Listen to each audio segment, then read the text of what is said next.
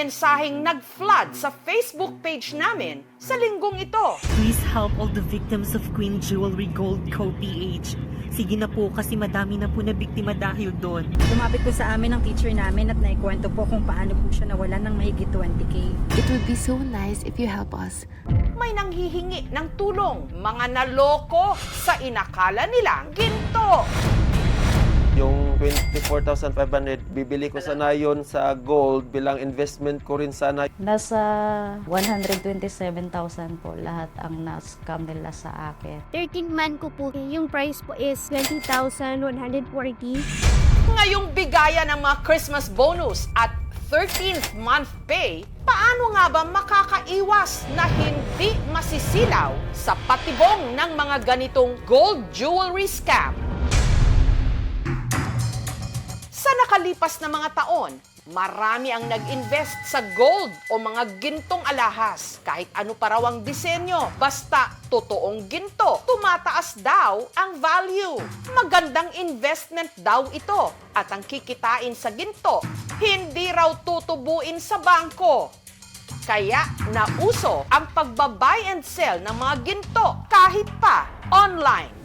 Ang teacher mula Samal, Bataan na si Leia, dating gold reseller. Nung magkaroon na po ako ng income, maisip ko po saan ba magandang mag-invest. So isa na po doon yung gold. Hanggang may nakita raw siyang ad o advertisement sa Facebook. Ang tinutukoy ni Leia, ang Queen Jewelry Gold Company PH.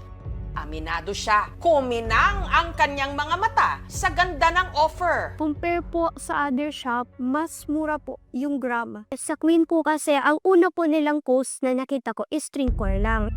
Dinoble check naman daw ni Leia ang page at mukhang legit. Ang dami ko nilang followers. Meron ko silang 66,000 followers sa Facebook, pero hindi po silang 63K likes. Maliban sa mga ibinibenta nilang alahas, ipinopost din daw sa page ang kanilang mga proof of transaction, review ng mga satisfied customer di umano, business permit, pati na mga award na natanggap daw ng kanilang kumpanya. Pinagkatiwalaan ko po na hindi po ako nolokohin and inisip po na sikat po sila sa mga tao na marami din po umorder. May previous po sila na 1 gram gold necklace kapag po naka-order ka ng more than 5 gram. Isa din po yan sa mga factor kung bakit din po ako nahikayat.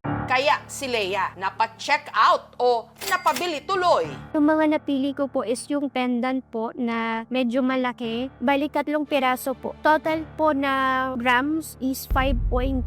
Yung price po is 20,140. Many people flock directly sa gold dahil steady nga yung demand niya. Kung ang mismong gold ang business mo or di kaya may mga gold ka, yung mismong price niyan consistent and it goes up regularly.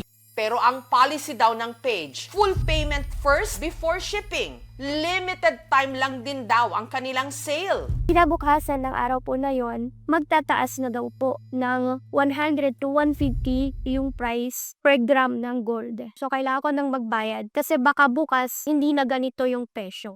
Nag-transfer na nga ng mahigit 20 mil na bayad si Leia. Pero lumipas ang mga araw, ang mga in-order niyang alahas, hindi pa rin dumarating. Kaya kinutuban na siya. Hindi pa lang po ako nakapag-research. Na-discover po namin na scammer po pala yung aking nakatransact. Meron po siyang ibang mga biktima sa Facebook, nakapost po sila. Huli ko na po na-realize na ako po ay naloko online. Sinubukan daw kontakin ni Leia ang seller, pero cannot be reached na raw ito. Blocked na rin daw siya sa page. Nanlumo po ako dun sa pera na sayang. Akala ko po makakapag-invest po ako ng gold. Yung pera ko po naging bato pa. Kaya si Teacher Leia natuto ng leksyon sa napakasakit na paraan. After po nang nangyari, syempre po na-realize ko na hindi lahat ng nakikita online is totoo. Isa pa sa lumantad na biktima rin daw ng Queen Jewelry Gold Co. PH, ang nursing aide na si Adonis mula City of Naga sa Cebu. Noong nakaraang taon pa raw niya nakikita online ang jewelry shop na ito. Tinignan ko yung mga gold nila, tas mura lang naman yung grams nila, 3,400 ang per gram nila. Doon ako naiganyo na bumili. Nagplano talaga ako na bibili ako noon para sa kung sakali kung anong mangyari sa mama ko, may maisanla ako. Nitong Hulyo raw napacheck out ng alahas si Adonis. Ring sana yung bibilhin ko. Tapos yung huli, yung bracelet na yung binili ko. Bawat grams, 3,400 times ko na lang 7 grams. 24,500 po ang lumabas ng computation ko po. Yung pirang pinagbili ko po, galing po yun sa benepisyo ng mga healthcare workers during COVID. Gaya ni Teacher Leia, sinabihan din daw si Adonis na magtataas ng presyo kada gramo kinabukasan. Kaya naman siya na-pressure na bumili. Kasi mag-cut off daw sila by 12 midnight ng July 1, mag-price increase na sila. Habang mura, bili na daw. Doon na ako bumili agad. Pero si Adonis, wala ring natanggap sa inorder niyang gintong alahas. Nagmakaawa lang ako sa kanila na sana ibalik yung pera. Mahirap lang kami. Nag-block na sila sa akin. Ang natangay naman sa single mom mula Naga City sa Bicol Region na si Andrea, di niya tunay na pangalan, umabot ng 127,000 pesos. Ang napili ko po sa kanila yung gold necklace po with pendant. Tapos nag-order po ako ulit ng isang pendant. Bali, 3 items po. Naipadala ko po sa kanila lahat is 77,000 po. Pero nung naipadala na raw ni Andrea ang bayad, kumbaga sa love life, ang seller, siya'y ginost. May contact number, kinukontak ko, di makontak. Sana dumating na lang sa akin yung item, kahit di na kayo mag-reply sa akin. Tapos yung nakita ko na lahat, sinearch ko na, scam pala, lahat. Ang dami palang biktima ko. Tulirong-tuliro na raw si Andrea kung paano mababawi ang perang pinaghirapan niya. Hanggang sa may nag-chat sa kanya. Pwede daw po maripan yung cash na yun galing sa Queen Jewelry. Sabi po nila kung ano daw pong laman ng account ko po, yun po yung maibabalik nila sa akin. Tapos may binigay nila sila sa akin na links po. Pero na-transferan ko agad yung account ko. Dahil sa desperasyon, si Andrea agad nag-cash in ng 50,000 pesos sa kanyang online wallet account. Kasi expect ko kasi sabi nila, mabalik yung kahit paano po, kahit 50,000 lang. Pero pati ang inaasahang refund na 50,000 pesos, hindi rin daw dumating. Si Andrea, na-scam pala ulit. Nanghina na ako nung time na yun. Grabe, para akong lumulutang noon. Hindi kasi ako makapaniwala eh. Hinala ni Andrea ang pangalawang nanloko sa kanya. Bahagi pa rin ang modus ng mga nasa likod ng Queen Jewelry. Nasa 127,000 po lahat ang na-scam nila sa akin. Na-ipon ko po yun siguro 10 years.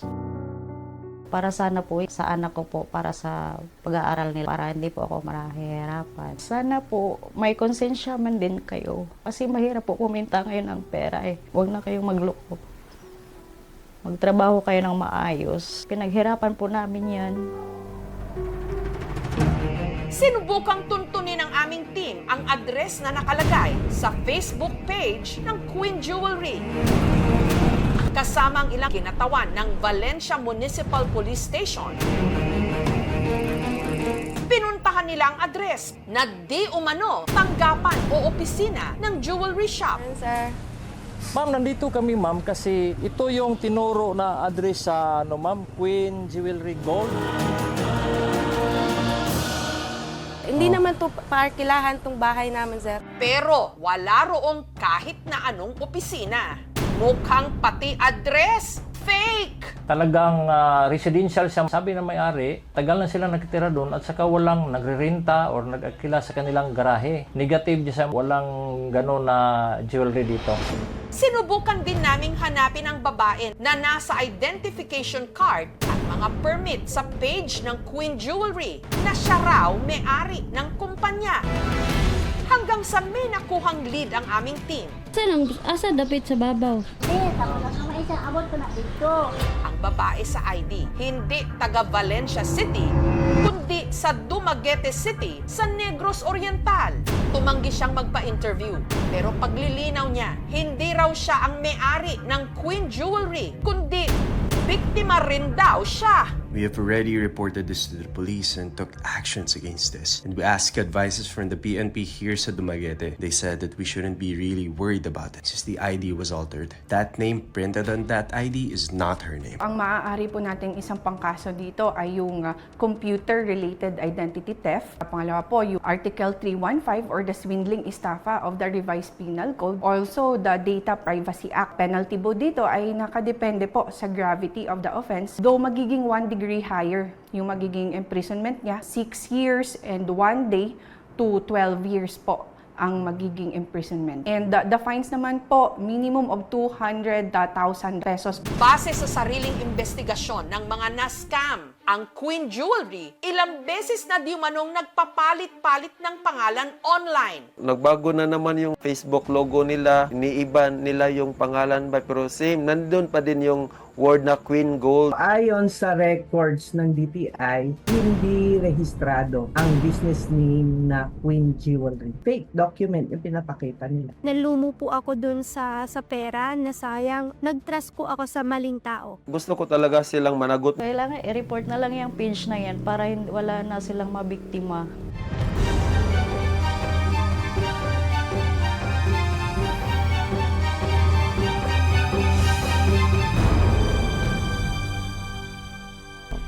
I don't recommend yung mga payment first. Bakit? Kasi unang-una sa lahat, kapag binigay mo yung pera mo, wala ka ng habol. Ang nakababahalang katotohanan, ang internet at social media, pugad na ngayon ng mga krimen at scammer. Kaya wag na wag magpasilaw sa kung ano-anong gintong promo. Baka mamaya, yan pala'y budol!